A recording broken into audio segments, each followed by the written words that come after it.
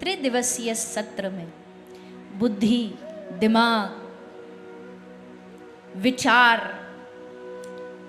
बौद्धिकता, इस सब को जब आओ दरवाजे पर, तो जहां पादुका चरण पादुका उतारो वहीं पर छोड़ करके और इस भीतर पंडाल में प्रवेश करना। केवल और केवल इस शरीर में बचे तो केवल हृदय का भाव बचे बस। क्योंकि श्री जी कौन है जानते हैं? श्री चैतन्य चरितामृतकार कहते हैं, महाभाव स्वरूप होन श्री राधिका ठकुरानी। महाभाव का अथाह सागर समुद्र श्री किशोरी जी है।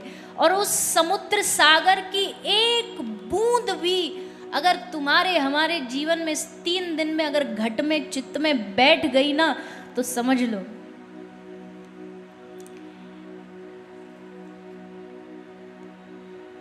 ठाकुर जी बड़े अकड़ में खड़े होके कह रहे हैं, क्या कह रहे हैं?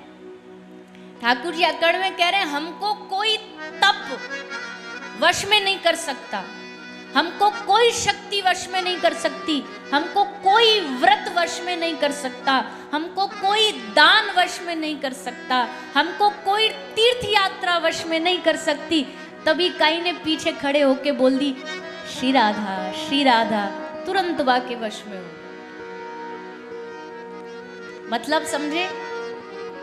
तीर्थ भी, दान भी, तप भी, यज्ञ भी, किसी के भी वश में जो श्री हरि ना हो, वो श्री हरि कौन के वश में है?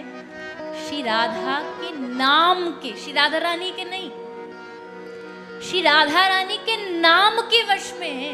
श्री किशोरी जी के प्रियाजू के नाम के वश में।